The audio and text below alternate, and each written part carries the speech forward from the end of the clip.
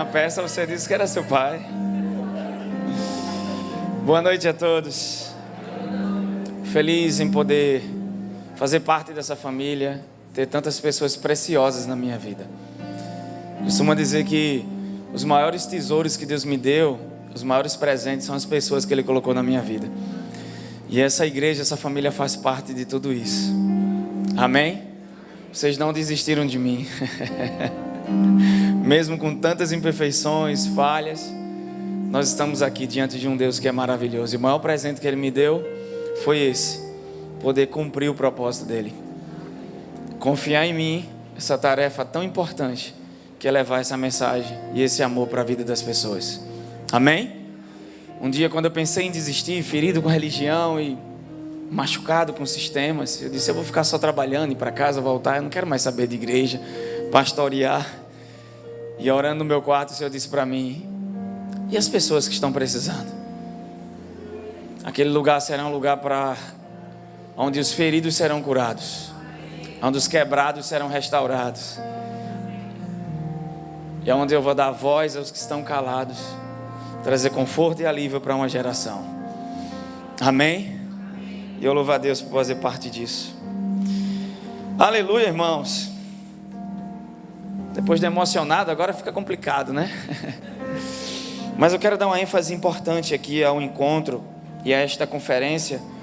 A gente não vai ter celebração na quarta. Por quê? Porque a gente já vai ter culto na quinta, na sexta, vai pular o sábado e encerrar no domingo. Então a gente vai ter celebração 7, que é o feriado, na quinta, 8 na sexta. Quem vai estar pregando é o Céu, quinta e sexta. Ele não vai estar com a gente no domingo, vai estar só na quinta e na sexta. Então por conta disso a gente colocou a quinta e a sexta, e aí o domingo a gente faz o encerramento. E eu tenho certeza que vai ser um tempo muito precioso. Orando a Deus, eu disse: Deus, qual o nome que nós vamos dar? Eu sei que é aniversário da igreja, mas o Senhor disse para mim: coloque conferência profética. Porque durante essa semana várias pessoas me procuraram, relatando sobre testemunhos, sobre experiências que tiveram na conferência do ano passado, e como suas vidas foram mudadas, transformadas. E aí o Senhor falou algo muito forte ao meu coração: não vai ser só uma conferência, vai ser um divisor de água na vida de muitas pessoas. Amém? Céu está vivendo um tempo novo, a gente também aqui, e eu acredito que todas as vezes que nós nos conectamos e nos reunimos, algo extraordinário acontece. Então Deus reservou esse dia no seu calendário. E não pense que Deus não trabalha com datas, horas e tempos, porque Deus não usa o Cronos, Deus usa o seu tempo, o Kairos. E no tempo de Kairos, no tempo de favor de Deus, você vai viver o que você nunca viveu antes. Olha para alguém que está do seu lado e diga: está preparado para o que Deus vai fazer? Diga: Ele pode transformar 10 anos em um ano, 10 anos em um dia, em um momento. Diga o que a graça de Deus pode fazer na sua vida. Seus recursos, seu trabalho, sua força, suas habilidades jamais poderiam te levar. E é por isso que Ele nos traz aqui, e move esse ajuntamento para provar para nós que a sua bondade traz segurança para o nosso coração. Amém? Então vamos para a palavra de Deus. Quem ama a palavra de Deus aqui essa noite? Aleluia. Estou empolgado, irmãos.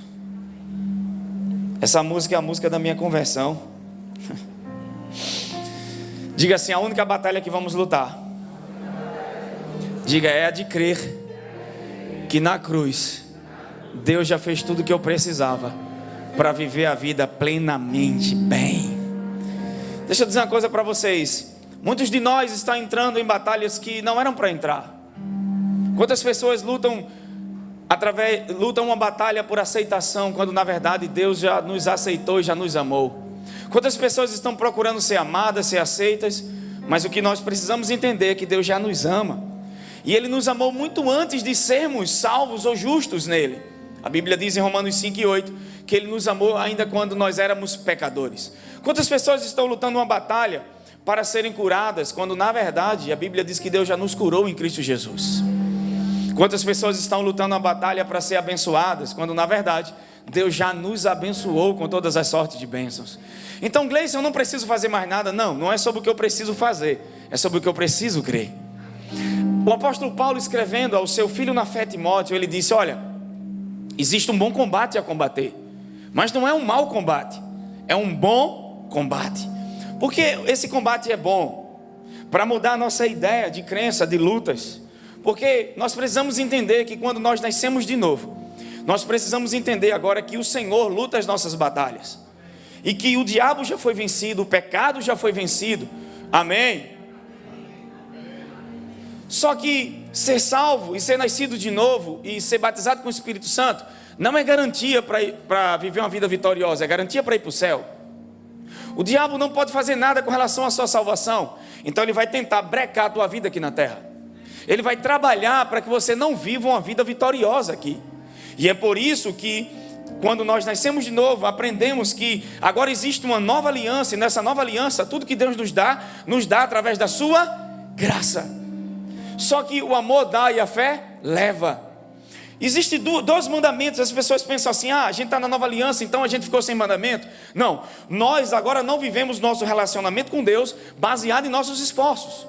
Pela lei mosaica, que eram 10 mandamentos, que viraram 613. Porque o homem, por não conseguir cumprir o padrão perfeito da lei de Deus, eles começaram a transformar esses mandamentos de uma maneira pela qual eles pudessem cumprir. Por exemplo, havia um mandamento de guardar o sábado. E no sábado, eles tinham que levar os seus bois, seus animais, ovelhas, bois, carneiro, cordeiro, seja o que for, para comer. E aí, como é que a gente faz se o sábado é dia de descanso?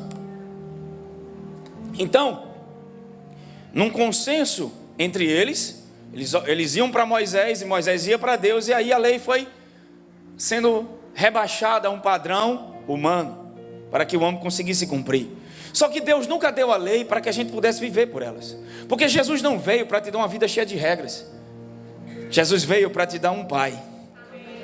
Jesus veio para quebrar a barreira de separação.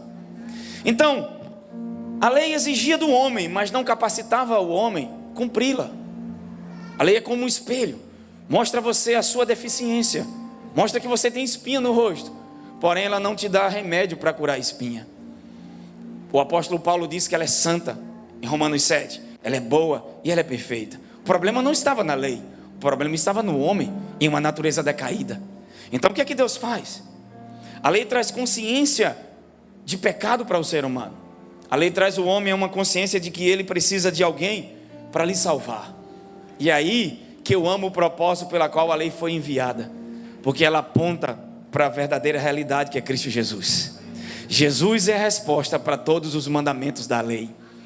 Então Jesus não veio para nos dar uma vida cheia de regras, ele veio para ser o cumprimento da lei. Em Cristo a lei se cumpre. Romanos 10:3 diz que Cristo é o cumprimento, ele é o fim da lei. Não é que Jesus praticou a lei, é que ele é o cumprimento dela. Jesus não guardou o sábado, no sábado ele curava. Porém, a lei exigia, mas não capacita. A graça não. A graça, tudo que Deus pede, primeiro ele vai capacitar você, em segundo. Primeiro capacita você, em segundo ele pede. Tudo na nova aliança muda. Porque quando Deus diz, olha, você tem que amar, mas você não vai amar baseado nos seus sentidos, nas suas emoções. Agora na nova aliança você ama baseado no amor de Deus. Existem 2 mandamentos, amar e crer. Diga assim, amar e crer. Mas a Bíblia diz que para crer ele me deu a fé do tipo dele em meu coração, e para amar ele me deu o amor dele. Por isso que o apóstolo João, em 1 João 4:19, ele diz, nós amamos porque ele nos amou primeiro. Nós cremos porque ele nos deu fé para isso, amém? Então, tudo que era difícil pela lei agora se torna fácil, porque Deus não só muda a nossa natureza, o próprio Deus agora habita em nós. Aleluia. Aleluia. Então, agora na nova aliança, tudo que Deus pede, Deus me capacita primeiro. Então isso se torna mais fácil. Quem está comigo? Imagina que eu colocasse R$100 na Bíblia de Heraldo sem ele saber, e pedisse a pastora Elzi para dar ao pastor Heraldo a Bíblia dele. Eu dissesse, Heraldo, abra sua Bíblia e me dê R$100. O que ele diria? Eu vou pedir a Pompeu, que é o pregador da prosperidade, né, Heraldo? E aí, Heraldo ia dizer, eu não tenho, apóstolo. Ele dizia, Heraldo, abra sua Bíblia e tire R$100. Quando ele abrisse a Bíblia e tirasse R$100, ele ia ficar chocado. Eu ia dizer, calma, Heraldo, esses R$100 não nasceu na sua Bíblia, eu plantei lá, é por isso que eu pedi. Mesmo assim é Deus. Ele já colocou em você tudo aquilo que Ele pede a você. Quem entender a nova aliança, quem entender a graça de Deus e a diferença do Velho Testamento, é isso. Amém? Deus está em mim me capacitando. Não é viver da minha maneira, é viver agora da maneira perfeita, que é uma vida pelo Espírito. Quando o apóstolo Paulo diz em Gálatas 5 e versículo 1, foi para a liberdade que Cristo vos libertou, é para a liberdade da lei, não para a libertinagem. As pessoas pregam contra essa mensagem porque sabem que só a graça de Deus tem poder para transformar as pessoas. Romanos capítulo 6, versículo 14, por favor. Eu quero entrar em algumas coisas aqui, não sei se vai dar, mas vamos lá. Depois que colocaram meu testemunho aqui, até tu, mão, estava lá naquela foto. Aleluia! Quem está feliz aqui essa noite? Amém? Glória a Deus. Tanta gente que começou com a gente, tantas pessoas que fizeram parte disso. Romanos 6,14, porque o pecado não terá. Por quê? Porque vocês estão debaixo da graça, e na graça vocês podem fazer tudo, podem viver da maneira que querem. É assim? Não, porque o pecado não terá domínio sobre vós, porque na nova aliança o próprio Deus habita em você. Você tem uma nova natureza, você tem a essência de Deus, você tem o Espírito Santo te puxando, te fortalecendo, você tem graça de Deus para todos os dias da sua vida. Porque o pecado não terá domínio. Primeiro, Deus já venceu o pecado. Segundo, uma habilidade de Deus está em mim agora para andar acima dele. Então diga, a graça de Deus é que me mantém acima do pecado. Então vamos lá, se o diabo, 1 João, a Bíblia diz que o diabo não pode nos tocar, não pode me fazer mal algum, porque eu nasci de novo, porque a Bíblia diz que todo aquele que é nascido de Deus, o diabo não toca. Então ele vai agir nas suas crenças. E uma das áreas que o diabo age, diga assim, intimidação. De novo, intimidação. Vamos para João capítulo 7, versículo 3. Intimidação. João 7, versículo 3. Sendo assim, os irmãos de Jesus lhe disseram: parte desse lugar e vai para a Judeia, para que os teus discípulos semelhantemente vejam as obras que fazes. Porque ninguém age às ocultas, enquanto procura ser publicamente reconhecido. Se realiza essas obras, manifesta-te ao mundo. Versículo 5. Pois nem mesmo seus irmãos acreditavam nele. Então Jesus lhes afirmou: o meu tempo ainda não. Você crê que existe um tempo determinado para cada coisa? Existe algo que aconteceu em Cristo. Todos os tempos foram convergidos e cumpridos nele. Toda a lei se cumpriu. Mas Deus é um Deus que opera com estações, com tempos, com chuvas, com símbolos. Por quê? Para nos ensinar seu caráter, sua natureza, e nos ensinar a depender dele também. Porque todos nós, quando andávamos antes de nascermos de novo, andávamos segundo padrões dessa terra, nós andávamos pelo que víamos, sentíamos. A nossa forma de enxergar a vida e o mundo era baseada em nossos sentidos e emoções, ou na percepção daquilo que foi construído através da educação que tivemos, e do lar que fomos formados, das amizades, dos lugares. Nada é neutro, tudo estava nos influenciando.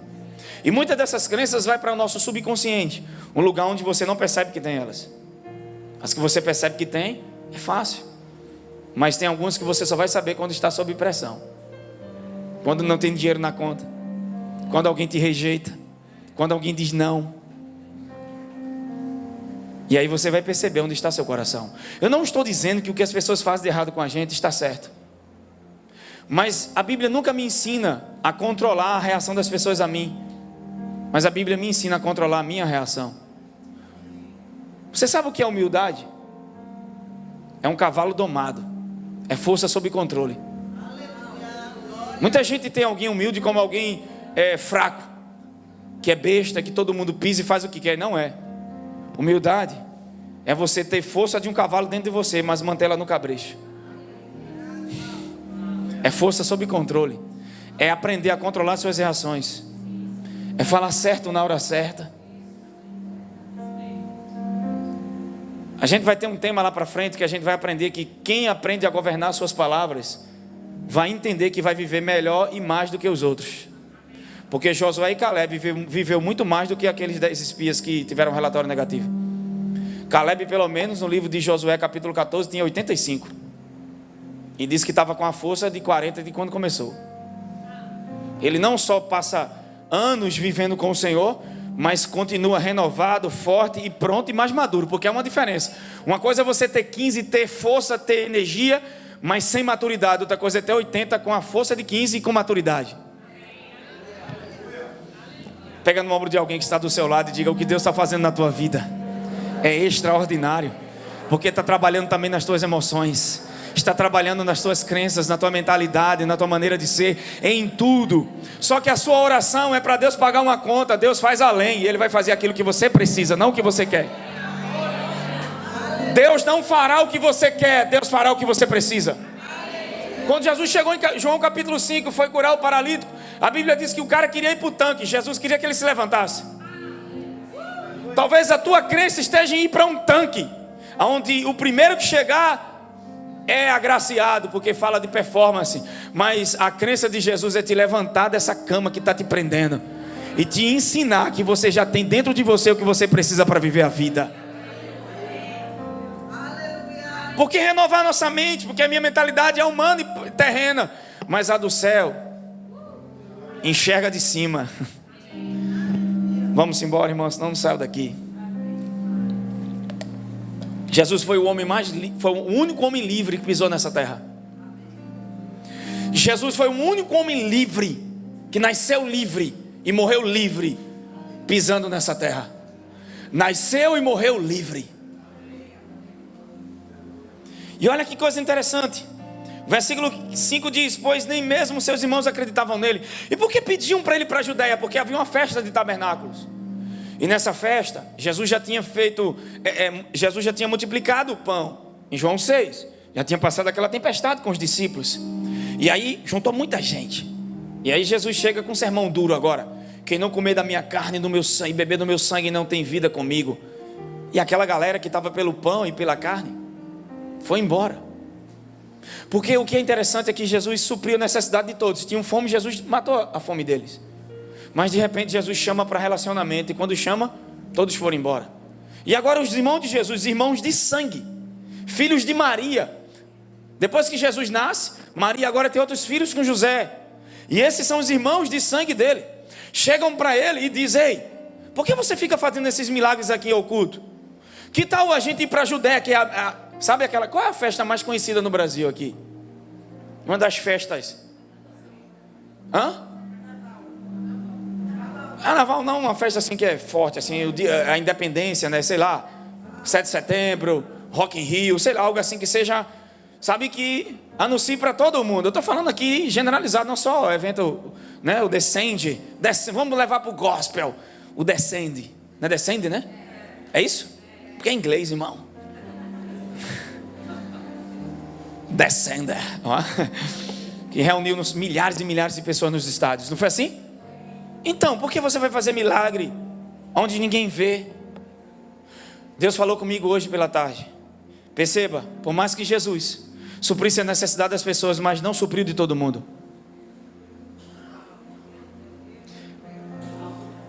Ele nunca fez algo por causa da necessidade das pessoas, mas ele estava satisfazendo o coração do Pai. Sempre que a gente vê alguém necessitado para a gente tenta já logo socorrer e resolver. Mas tudo que a gente tem que fazer tem que ser baseado no coração do Pai. Eu não estou dizendo que ajudar o próximo é a vontade de Deus, mas vai ter situações que Deus vai dizer para você: pare. E é por isso que a vida da nova aliança é uma vida guiada por Deus. Eu estou debaixo de uma unção diferente aqui hoje. Ele seguia o coração do Pai e não fazia o que ele queria. Então aqui ele não vai. Ele já tinha feito milagres. Irmão, imagina você pegar 5 pães e 2 peixes e alimentar 5.000 pessoas sem contar mulheres sem contar mulheres Agora, se você pode fazer o bem e não faz, também está pecando. Não é só. Vocês estão entendendo o que eu estou dizendo? Ele supria a necessidade das pessoas, mas não porque elas tinham necessidade, porque ele atendia o coração do Pai e não sua própria vontade. Algo é interessante aqui, porque os irmãos deles nem acreditavam nele. E sempre que você tem descrença, você cai para a performance. Todas as vezes que você cai para as suas obras, é porque você tem descrença. A descrença te leva a uma vida de performance. Eu não creio que Deus me ungiu para ser pastor, então eu vou tentar dar cargo às pessoas, eu vou tentar manipular pessoas para estarem comigo. Mas se eu crer que Deus me chamou, existe uma unção na minha vida, eu não tenho que manipular ninguém, eu não tenho que trabalhar no meu esforço, eu tenho que trabalhar pelo Espírito. Eu estou dizendo isso em uma área, mas isso se estende a todas as áreas da sua vida. Porque a pior vida que você pode ter é tentar segurar algo que Deus mandou você abrir mão. É tentar controlar aquilo que era para descansar. É ficar em um lugar que não é a vontade de Deus para a tua vida. Quando eu falo lugar, não estou falando de ambientes físicos. Estou falando de coisas talvez que você está agarrando. E é por isso que você tem que decidir em Deus se é da vontade dele ou não. Como saber a vontade de Deus? Paulo disse isso em Efésios 5, versículo 16. Como saber a vontade do Senhor? Versículo 18. Vai se encher do Espírito Santo. Com cantos, com adoração, com louvor. Porque o problema é que muita gente está orando para ter direção. Oração não é para ter direção. Oração é um lugar de transformação. Quando eu estou cheio e orando, agora eu fico sensível e vou ouvir melhor. Talvez Deus já esteja falando com você há tanto tempo, mas você está tão inquieto que não consegue ouvir. E por que eu oro? Para ficar sensível, para ouvir melhor, para o meu coração se render ao coração dele. Ah, bom, irmãos.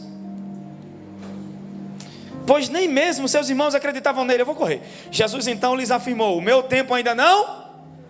Eu vou fazer milagre na Judéia, mas vai ser no meu. Eu vou até curar, ressuscitar mortos, mas eu não vou fazer isso pelo Instagram. Eu não vou fazer milagre para buscar popularidade. Eu vou fazer milagre por causa do coração do Pai.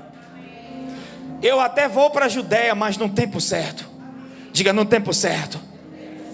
Diga no tempo certo. Uau, isso aqui, segura essa frase. Porque às vezes a gente está na Galileia e tudo que a gente quer é ir para a Judéia. Porque a geração de hoje é uma geração de popularidade. Hoje uma pessoa com 50 seguidores no Instagram, ela bota lá, figura pública. No mundo de todo mundo quer aparecer e ser figura pública.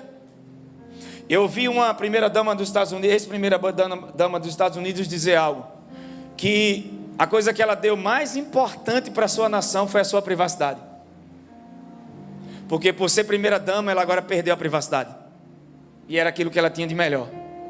Enquanto todo mundo busca ter milhares de seguidores, né? Ganhar dinheiro, fazer fama, ela disse tudo que ela queria de volta era ter a vida dela sem ser conhecida diante da sociedade, porque ela vivia melhor. Porque muitas vezes a pessoa que você admira no Instagram, se você for ver a vida desse ator, você vai ver que você vive muito melhor do que ele, sem o dinheiro que ele tem. Porque o que as pessoas mostram no Instagram é só a vida que eles querem mostrar. Porque se você na sua casa tiver um quarto que estiver bagunçado, tiver visita, você não vai mostrar o quarto bagunçado. Você vai arrumar a sala, o quarto pode estar podre, mas a sala está limpa. Por que você acha que Jesus disse para Marta e para Maria, tire a pedra? Aí Maria disse, mas Senhor, cheira mal. Ou seja, tem área da nossa vida que a gente não quer nem que Jesus entre, porque cheira mal. Porque o negócio está tão feio que a gente diz, Senhor, acho que aqui você não entra. Ele está dizendo, ei, me leve nesse lugar. Para você cheira mal, para a minha transformação.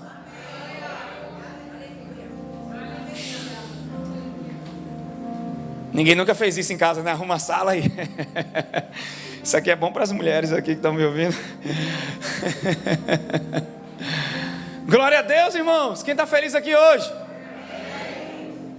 Estou só começando. As turbinas estão se aquecendo. Então, ele disse, o meu tempo ainda não chegou para vós, porém qualquer hora é correta. O mundo não pode odiar-vos, mas odeia a mim, pois eu dou testemunho de suas obras, que as suas obras são mais. Podeis vós subir à festa, eu no entanto, neste momento, não subo para a festa, porque o meu tempo apropriado ainda não chegou por completo. Ele está falando do tempo Kairos, do tempo determinado por Deus. E tendo dito essas palavras, permaneceu na Galileia. Pega no ombro de alguém e diga, eu não sei você, mas eu estou bem na Galileia. Pega o dedo de profeta, olha para ele só para espiritualizar e diga assim, ei rapaz, quando chegar o tempo certo, eu vou para a Judéia, mas enquanto isso eu estou na vontade de Deus. Eu não preciso abrir o lacre, eu não preciso abrir as cortinas, eu estou bem com Ele, eu estou tendo comunhão com Ele. Eu não preciso provar nada para ninguém, eu não preciso ser aceito por ninguém. Eu não preciso comprar um iPhone da hora para se sentir especial. Eu sei quem eu sou amado, eu sou filho, eu sou justificado pelo sangue dEle. Eu sou aceito pelo sangue dEle, eu tenho comunhão com Ele. A sua presença já basta para mim. Eu estou bem na Galileia. Mas o inimigo vai te intimidar. Ei, você já era para abrir uma igreja, você já está com a GL. Você não sabe o problema. Algumas pessoas chegam para mim. E quem almeja o episcopado, Paulo diz, excelente obra almeja. Gleison, fale a palavra. É isso que a palavra diz. Então, glória a Deus, fica com isso. Se não tiver unção, se não tiver chamado, vai ser só a carência afetiva de tentar ser aceito, para reunir pessoas para te aplaudir. E evangelho não é aplausos, é morte. Você cresce, você ganha quando perde, cresce quando diminui, vive quando morre. É o contrário. O problema é que muitos líderes fizeram do púlpito o lugar de aceitação das suas vidas. Se tirar o púlpito, eles morrem, porque não tem vida familiar, não tem vida em casa, não tem amigos, não tem comunhão. Aprenderam a ter identidade através de uma plataforma, mas minha identidade não está em uma plataforma. A minha identidade está em Cristo Jesus, que me amou e se entregou por mim. E minha vida não acaba aqui em uma reunião, pelo contrário. Aqui eu, junto com o corpo de Cristo, eu sou ativado, renovado, fortalecido. Para quê? Para chegar lá fora e derramar o amor de Deus. Para chegar lá fora e orar pelos enfermos. Para chegar lá fora e mostrar para todo mundo que a minha vida é muito mais do que uma pregação. Ela é vivida e não falada. Jesus disse para Filipe: você está perguntando quando é que eu vou mostrar o Pai? Quem vê a mim vê o Pai. Não é quem me vê pregando, é quem me vê vivendo.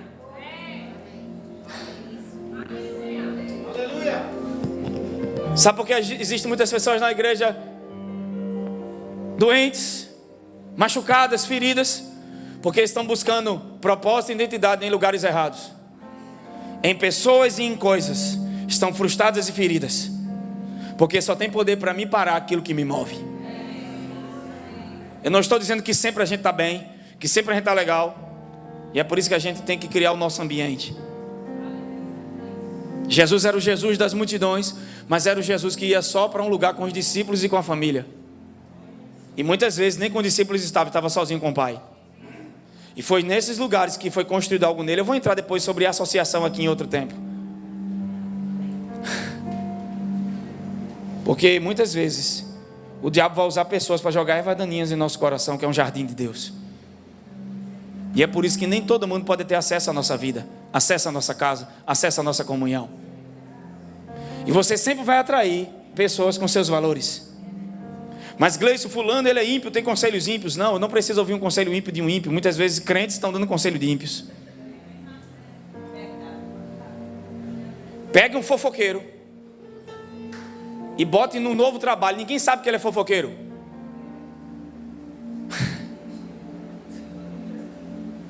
Coloque ele no meio de 50 pessoas e você vai ver. Você não vai ter um grupinho no mínimo de 7 com a mesma característica, vivendo tudo junto. Meu Deus do céu. Associação. É incrível como o nosso coração, as nossas atitudes, vai atrair pessoas como a gente. Quem está entendendo o que eu estou dizendo? Jesus não precisava provar nada para ninguém, mas os seus irmãos, por não acreditarem nele, estavam tentando levar ele para desempenho, performance. E o mundo é um mundo de performance. Quantos filhos que estão tentando ganhar a aprovação dos pais? Eu conheço pessoas que até hoje têm problema de rejeição com relação ao pai. Posta tudo do pai, mas nada da mãe. Porque com a mãe não tem problema. A gente tem uma tendência de dar mais atenção àquilo que a gente tem problema do que àquilo que é bom.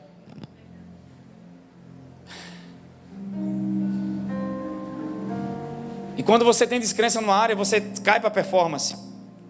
Amém?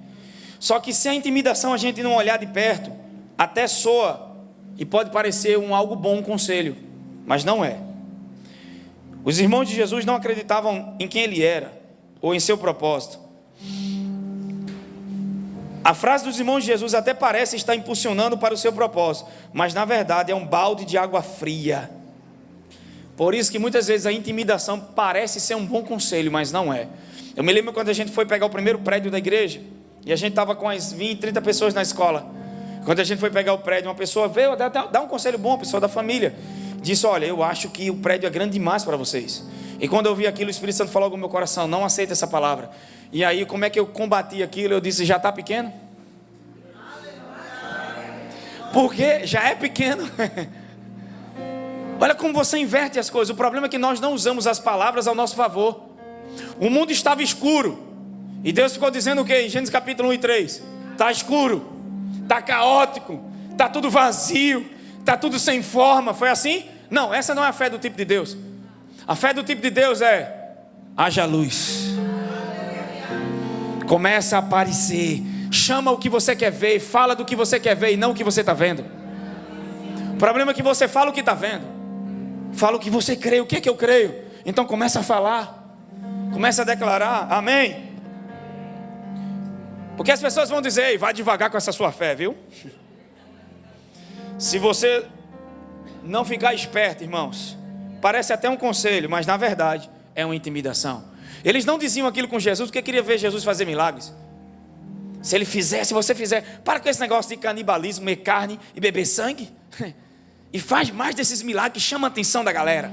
O que a gente quer é um show pirotécnico. O que a gente quer é que você faça essas coisas, porque aí vai atrair as multidões. Jesus disse: um dia eu vou para a Judeia, mas eu não vou pelos motivos errados. Porque quando você está sob um propósito, você não força. Se é propósito, Deus guia, Deus não força, Deus não empurra de goela abaixo. Quem está entendendo o que eu estou dizendo aqui, irmãos? Pega no ombro de alguém e diga: eu não preciso provar nada para ninguém. Eu estou muito bem na Galileia. Eu estou muito bem na minha posição de filho. Eu estou muito bem com a minha identidade com Deus. Eu estou muito bem com o que eu estou ganhando. Eu estou feliz, amém? Eu não preciso ter coisa. Vai vir, eu sendo grato, eu reconhecendo a bondade de Deus e crescendo nele. Mas eu não vou focar nisso. Meu foco é o Senhor e não em coisas. Eu não tenho que buscar o que eu vou me vestir. Eu não tenho que buscar o que eu vou comer. Eu busco compreender o reino e quem ele é, e essas coisas são acrescentadas. Tem alguém comigo aqui essa noite? Eu ia pregar outra coisa, irmão. Trouxe até o papel.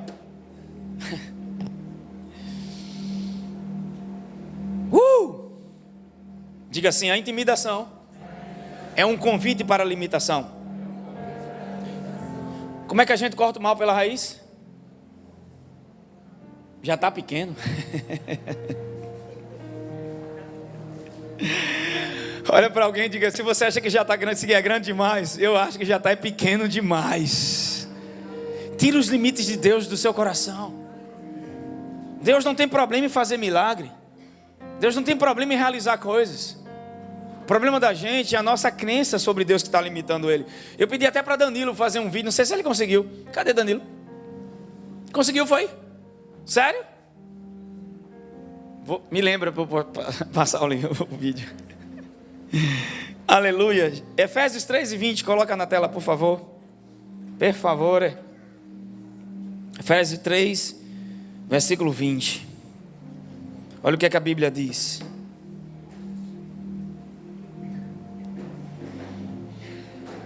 Aquele que é poderoso para fazer infinitamente mais, além do que pedimos, ou segundo o poder que opera.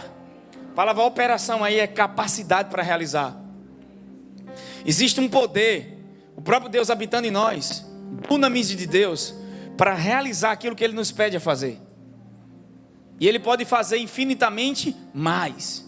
Você ora para Deus quitar suas dívidas e Deus te dá uma casa.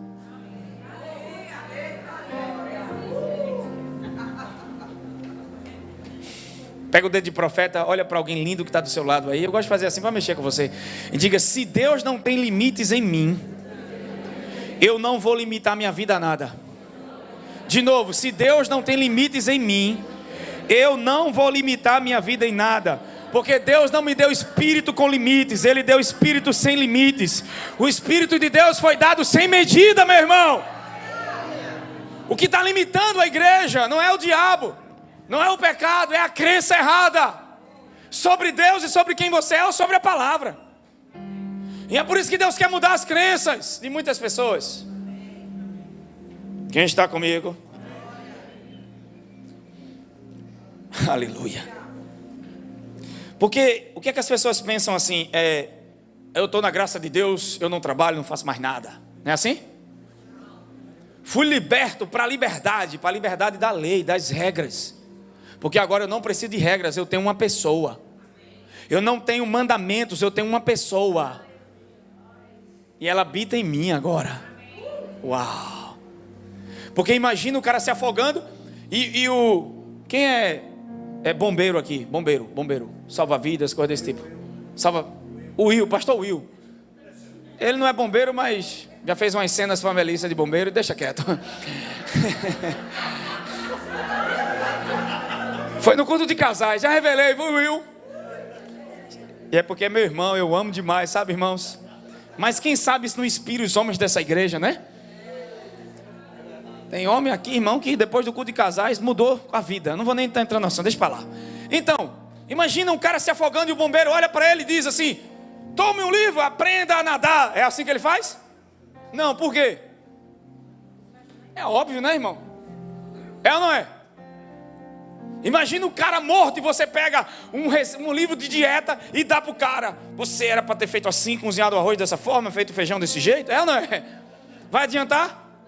Pega o dedo de profeta, olha para alguém que está do seu lado, lindo. Vou olhar para minha esposa, ela fica assim olhando para mim, irmão, não deixa eu pregar, sabe? Incomoda. Às vezes eu vou para casa, ela, meu filho, eu estava olhando para você e estava insuportável. Eu disse, calma. É todo seu. Pega o dedo de profeta, olha para alguém que está do lado.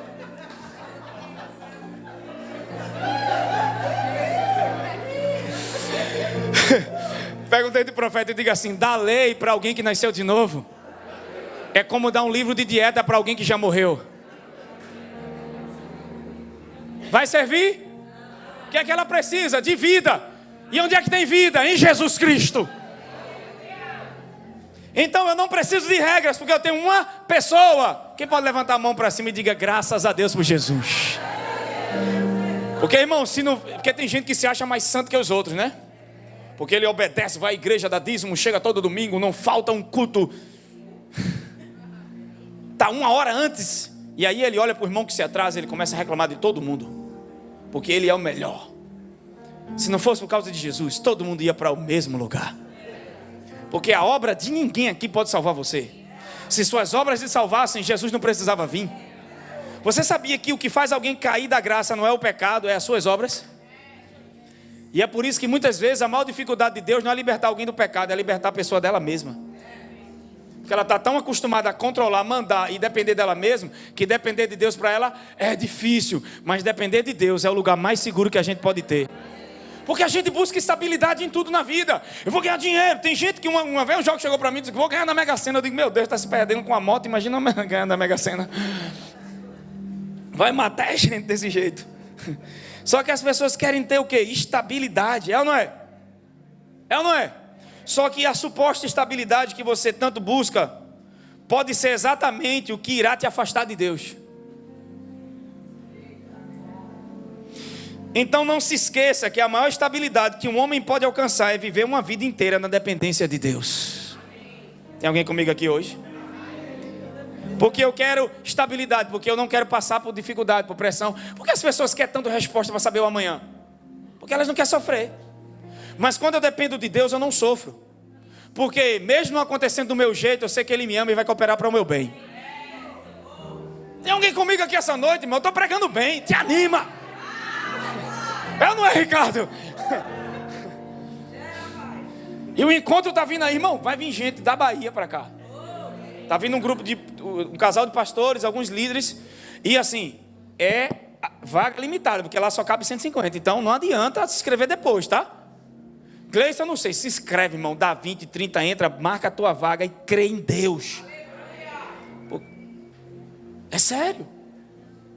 Talvez hoje você está na fé de ser suprido, mas vai chegar o tempo de ter fé para ser supridor. Hoje eu não estou crendo para eu estou crendo para quantos eu vou levar. Olha que coisa diferente. Mas quarta eu dei meu testemunho aqui, uma irmã até disse, muito obrigado por ter falado aquilo. Porque quando eu servi na casa do Senhor, eu só tinha um sapato. Era só ele, irmão, furado. Usei tanto que ficou furado. Minha mãe não podia dar. A gente tudo jovem, adolescente, sem trabalhar, era a pé, viu? Primeira igreja que eu tomei conta, eu saía da casa da minha mãe, da rua Campo Grande, na Aurora, a pé para Paulista. Pegava uma Kombi para Abreu, de Abreu para centro, para Igaraçu, ali em frente da FACIG. Da FACIG, na época, o encanto do Igaraçu não tinha nada. Então era só mata e escuro. Quando eu abri a lista para botar os obreiros para ir para lá, os que eram daqui de Paulista, ninguém queria ir, irmão. Mas a gente ia para ali com alegria. E que igreja enorme, só tinha 4 irmãs e 2 jovens. Pega no ombro de alguém e diga assim: ei, não despreza os leões, não despreza os primeiros ursos. Antes de virar matador de gigante, Deus vai trabalhar em você nas pequenas coisas. Sabe qual é o problema da gente? Que a gente quer ir para a batalha com 32 mil. Mas Deus sabe quem está contigo e quem não está. E o melhor de tudo é você não estar consciente de quem está com você. Pessoas, é estar consciente dele, o Senhor, com você. Porque Paulo disse: que diremos pois a essas coisas? A consciência de que Deus está comigo me faz ter resposta de fé para fatos que não se explicam. Olha o que ele diz: o que diremos pois a essas coisas? Se Deus, quem será? Ali é o que será. Pode ser pessoas ou coisas ou o diabo. Amém? Se Deus é por nós, quem? Então, não é o número de pessoas, é quem está comigo. Então Deus quer tirar os teus olhos de números e colocar nele. Como? Tem 32, tem gente demais. Pastor Ricardo, fala o seguinte: diz que os covardes voltam. Você acha o quê? Vou para uma batalha que já é um genocídio. Era 100 para 1, com 32. E agora? Que ele diz assim: diga que os covardes voltem. Quando ele disse: covardes, voltem. Não me lembro direito, mas eu acho que foi 22 mil que voltou na hora. Foi isso? Foi ou não foi? Meu software tá bom, irmão. 22 mil voltou, irmão. Irmão, se voltasse 100, se voltasse 1000, eu até ficava tranquilo. Mas não, foi 22. Aí você pensa: 11, 32 já era 100 para 1, 11 agora. E Deus olha para ele e faz: tem gente demais. Tem gente demais. Oh my God, que palavra profética veio ao meu coração. Pega no ombro de alguém, eu vou profetizar para quem está em casa agora. Isso é uma palavra profética. Pega no ombro de alguém e diga: ainda está fácil demais. Diga: se piorou e está difícil, você está no solo propício para a graça e o favor se manifestar. Enquanto você é forte, enquanto você é força, enquanto você é forte, enquanto você tem força, não precisa da graça. Mas quando não está fácil, quando está difícil, quando é impossível, se prepare, viu? Porque ainda está fácil, Deus está fácil, Ele ainda pode se mover. Está fácil, Ele ainda pode pagar, ainda pode fazer. Mas quando chega no limite das suas forças, haverá uma explosão de graça sobre a tua vida como você nunca viu. Porque é na sua fraqueza que o poder de Deus opera. É na sua incapacidade que Deus está trazendo fortaleza, que Deus está te dando experiências, que Deus está te ensinando a depender dEle, que Deus está te ensinando a confiar nele, a crer nele, a acreditar mais e aí mais adiante. Porque você não depende de você mesmo. Se você está pensando que essa obra que Deus está fazendo depende de você, você tem que cair do seu cavalo hoje e entender que eu posso todas as coisas, mas é nele que me fortalece. Para de depender de si mesmo. E aprende que você precisa aprender a confiar no Senhor e não em você. Que coisa! Pastor, você não sabe a dificuldade que eu estou vivendo. Oh, coisa boa para Deus começar a operar. Eu garanto a você que está melhor do que José, porque chegou nu, escravo, vendido, e ainda passou a decepção dos irmãos que queriam matar ele. Vai, passa um bálsamo agora, né, irmão? Pode uma, né? Dá uma refrigerada nele, dá uma alisada no ombrodinho. Diga: agora vem refrigério. Diga: não é o que você tem, é quem você tem. Não importa onde você está, não importa o que fizeram, o que importa é em quem você continua acreditando. O que importa é você não desistir da sua fé. O que importa é você dizer: ainda que o produto da oliveira minta, ainda que não haja ovelhas no curral, eu não passo acabado, destruído como um coitado. Eu vou passar em alta voz, eu vou passar rendendo graças, eu vou passar entendendo que sou filho, que sou amado. Eu vou passar entendendo que eu sou mais do que vencedor. Eu vou passar entendendo que aquele que eu depositei o meu coração é fiel, é fiel, é fiel para cumprir aquilo que falou comigo.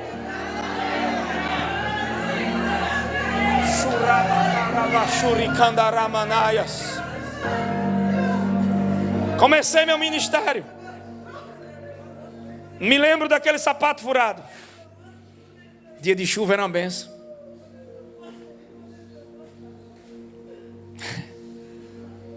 Que alegria servindo ao Senhor. Entendia nada do evangelho, só tinha religião, mas estava feliz que entreguei minha vida a Ele. E tudo que eu queria agora era pregar o evangelho. Não podia ver um carro de som com corneta na rua. Um cara que era tímido, envergonhado. Meu irmão mais velho até hoje disse para mim: o maior milagre que eu vejo é ver Gleice pegar um microfone e falar. Porque você acha que são suas habilidades que Deus vai usar, mas são as suas fraquezas que Deus vai se utilizar. A minha maior fraqueza era a minha timidez. Eu só não era gago, mas era tímido. Meu primeiro emprego, meu pai teve que ir comigo, porque eu era muito tímido, nervoso, não estava pronto para a vida. E eu achava ali, quando Deus usou o primeiro profeta para mim: prepara as malas. Você vai ser pastor, isso. Você já sai, né? Cheio de carência afetiva. Me achando o cara dentro da igreja. E aí Deus vai desconstruir o que foi construído de natural, para construir em você o sobrenatural.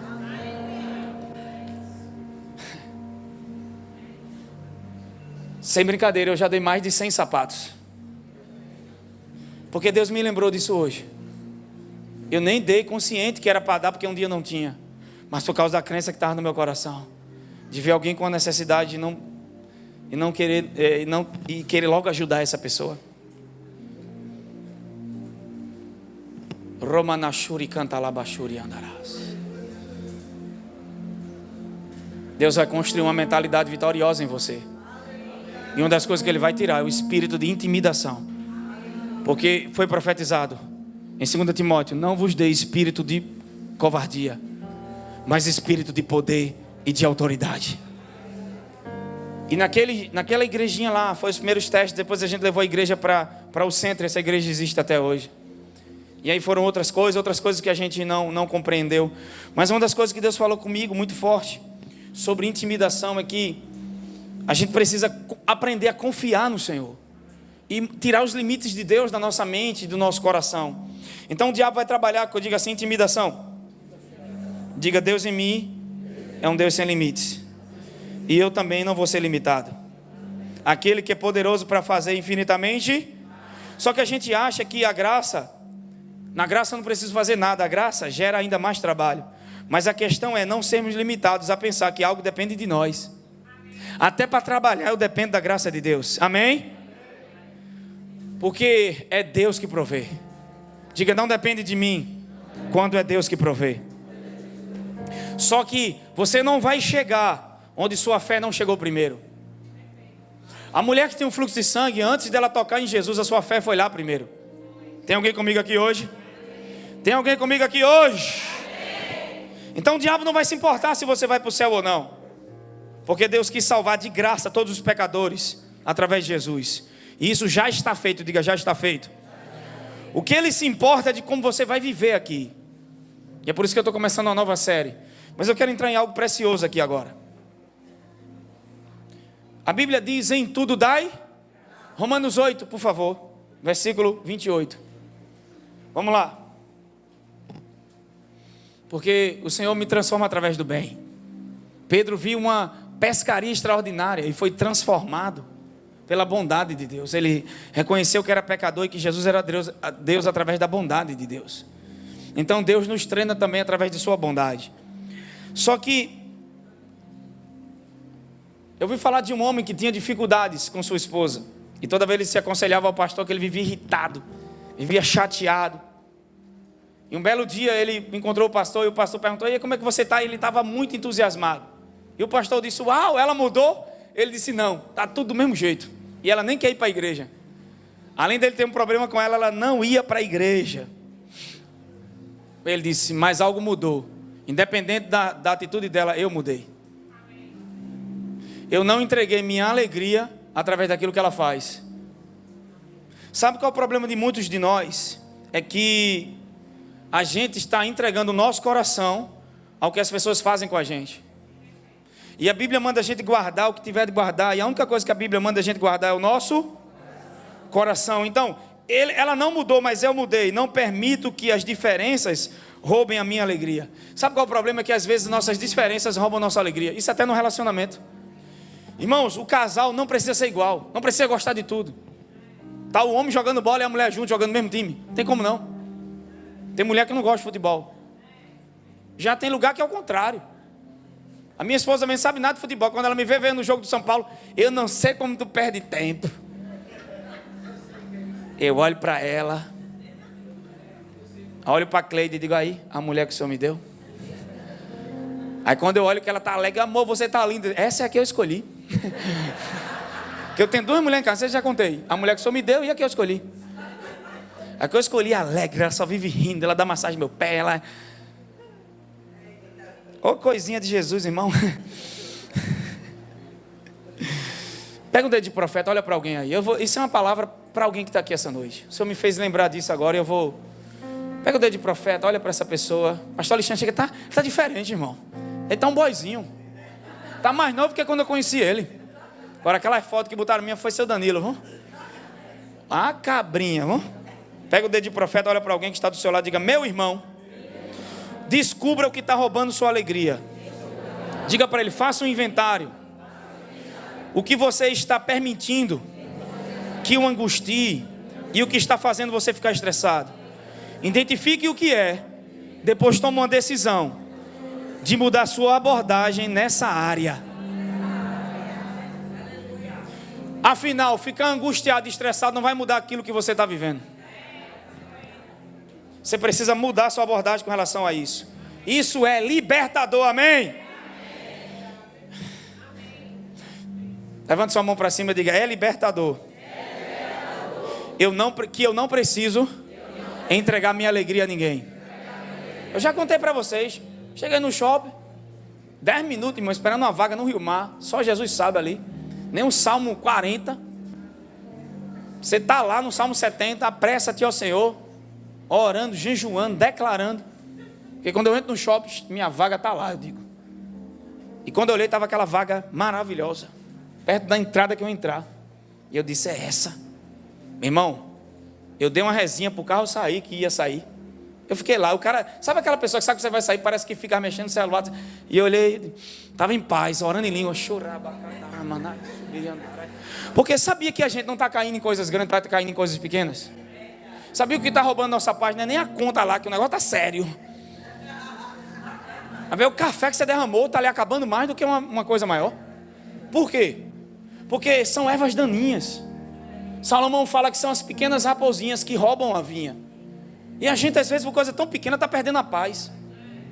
Mas quando você vive uma vida de gratidão cheia do Espírito, você vai estar consciente do céu. E nesse dia eu estava no Espírito, irmão. Não estou dizendo que tem dia que eu não, né? Mas ao invés de reclamar no trânsito, está na hora de cantar um louvor. Porque será que todos os sinais não estão vermelhos para te atrasar, para você não sofrer um acidente? Será que Deus, irmão, porque se Deus faz com que todas as coisas cooperem para o meu bem, Ele pode estar fazendo até com que atrasos cooperem para o meu bem. Alguém, Deus tira da tua vida e você fica, meu Deus, eu queria trazer de volta. Porque você fez de coisas e de pessoas muletas. E Deus sabe o potencial e a grandeza que Ele depositou em você. Então Ele vai arrancar essas muletas para provar para você que o que Ele te deu é suficiente para você viver. Vou só falar isso aqui e o louvor já sobe. Que hoje eu estou coisado, eu estou debaixo de um som que eu quero fluir. Já viu aquele show de rock que o cara fica aqui querendo pular e a galera embaixo? Se o pastor Alexandre fizer, eu garanto que eu digo, o menino fica aqui, a gente segura ele. Pode vir, pastor, pule que a gente vai botar a mão. Ele vai... No encontro eu fui fazer isso, abrir, irmão. Tá ligado? E eu, miserável, de rapaz. Covardia, irmão. A galera, vem, havia uma plataforma dessa altura, vem, a gente tudo empolgado debaixo disso. Então, você tem noção que é o nosso encontro, não. Eu já fui para vários, mas não é desprezando nenhuma igreja, mas igual o nosso, eu não vi lugar nenhum na vida. É ou não é, Cléber? É ou não é, gente? Quem foi sabe como é o encontro.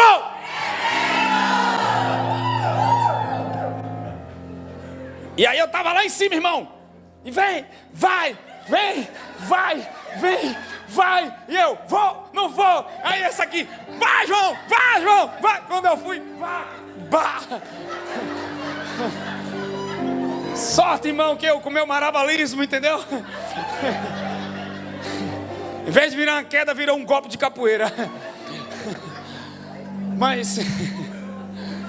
Mas aí é que tá. É a vida. Abriram para você cair, embola. Ou você, irmãos, cada dificuldade é a gente...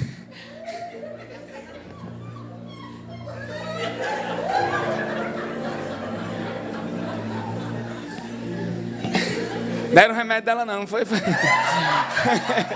Tô brincando, irmão. Pode rir, fique livre. Você aqui é livre, irmão. Que você nem paga e você ri. Tem que pagar para ir pro show de Zelezinho, não sei de quem aqui não. A unção de alegria. Eu tô sentindo uma alegria tão forte aqui hoje. De verdade. Isso aqui não é humano nem natural não. Isso é o Espírito de Deus promovendo. E claro, o cara aqui também, né? Mas vamos lá. Aí, a gente muitas vezes não entende que se Deus fizesse tudo que a gente quer, a gente não ia ter oportunidade para criatividade, para fé, para crescer, para aprender. E é por isso que muitas vezes abrem para você cair e você embola. Amém? Então não rouba a tua alegria. Eu estava lá esperando minha vaga. E eu disse, uau, que sorte pegar a vaga aqui. Fiquei esperando, o cara demorando no zap. Eu olhava para o cara e digo, fulmina agora não, anjo. Tô brincando. Aí eu orando e tal ali, brincando, conversando. Quando eu olhei, irmão, eu disse, eu vi o cara sair, buzinou, eu dei ré. Quando o cara saiu, do nada mesmo, uma senhora, velho. Meu irmão, aquela mulher, eu acho que ela estava endemoniada. Eu só vi, não vi o chifre, mas vi o fogo por cima das narinas. Ela entrou, puf, aí eu olhei e disse, rapaz, a carne, né? Vai lá, essa daqui. Amor, deixa isso para lá. Eu disse, rapaz, eu vou parar. Não é possível. 10 minutos esperando. Essa assim, rapaz, e ela, cara feia, meu irmão. Quando eu olhei para ela, entendi algo no meu coração. Rapaz, vou dar a vaga, mas não vou dar minha alegria. Pega na mão do teu vizinho aí e diz para ele, rapaz, é melhor dar a vaga do que dar a alegria. Diga, é libertador quando você entende que não precisa colocar sua alegria na mão dos outros. Ninguém é responsável pela minha alegria, só Deus e eu. Naquilo que eu foco, naquilo que eu ponho meus olhos, meu coração, isso determina como eu vou viver. O que os outros fazem não é problema meu, mas guardar meu coração sim. Porque é uma geração de mimimi, meu irmão, que eu nunca vi. O cara está num departamento, você está liderando. Se você não falou o que queria, o senhor falou comigo de um jeito que eu não gostei, fica chorando. O irmão, pelo amor de Deus, ou a gente, sabe, se o problema não é você, ore para Deus resolver. Mas se é você, está na hora de mudar. Porque muitas vezes os problemas que a gente está vivendo não é os outros que causam, somos nós mesmos. E a gente vive uma geração de mimimi, que você não pode consertar, corrigir, claro, você tem que fazer em respeito. Porque liderar não é chefiar. Não é falar rude, brabo. Mas às vezes você fala com alguém num tom normal, conversando, a pessoa fica chateada por besteira. Por quê? Porque o problema não está no que você falou, está na crença de carência que está nela, que se não for tratada vai ser na igreja, vai ser no trabalho, vai ser em casa, vai ser na rua, vai ser no namoro, vai ser num casamento, e é pior. Pior é conviver com isso, pior é não mudar. Então que tal se abrir para a mudança? Eu ouvi falar desse cara aqui, ó, e isso aqui mudou minha vida. Porque às vezes a gente culpa as pessoas ou outras circunstâncias por problemas que criamos para nós mesmos. E aí culpamos todo mundo. A minha mulher ela pode estar como for. Eu vou assistir meu jogo do São Paulo. Tem outro São Paulino ali, tem Saulo também, que eu influenciei. Que lá em casa Franca é palmeirense e eu sou São Paulino. E a galera que é de Pernambuco faz, rapaz, você é pernambucano? Torce para São Paulo. Claro, na minha época não passava jogo daqui. Eu não tinha televisão, irmão. Eu tinha que assistir televisão na casa do vizinho. Minha mãe está ali, estão me entendendo? E quando arrumou uma, foi de madeira, que tinha um botão desse tamanho assim, a gente tinha que pegar já vi uma chave daquela aqui para rodar.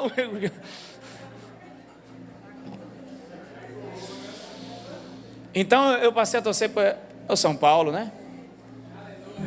Aleluia. Perdemos, fazer o quê? Então vamos lá. Mas o que acontece, irmãos? E aí, pastor, você torce para time, qual é o problema? Porque tem gente que pergunta, ele é pastor? Sim, eu sou humano, sou pai, sou marido. Amém? Sou ser humano, tenho vontades, tenho falhas, tenho defeitos. Quem está comigo? O defeito não é ser São Paulino, tá bom? Isso aí é maravilhoso. Deixa eu encerrar aqui. Então vamos lá.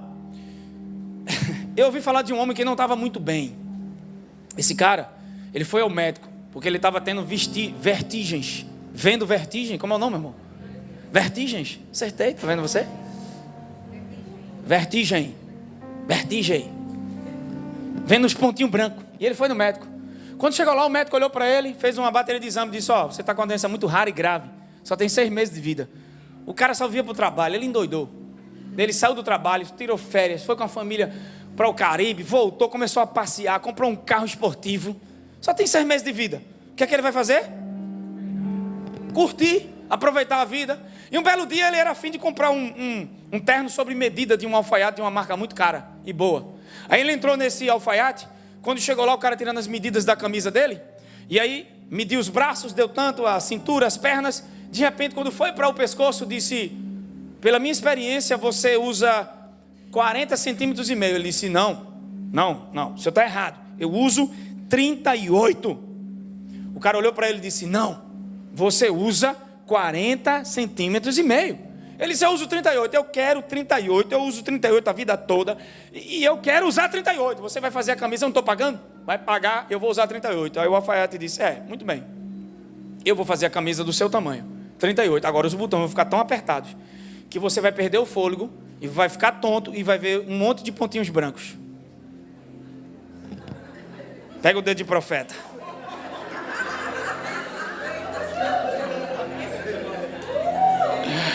Pega o dedo de profeta aí, pega o dedo de profeta, olha para alguém e diga: meu irmão, a nossa recusa em mudar está sempre causando o mesmo problema vez após vez.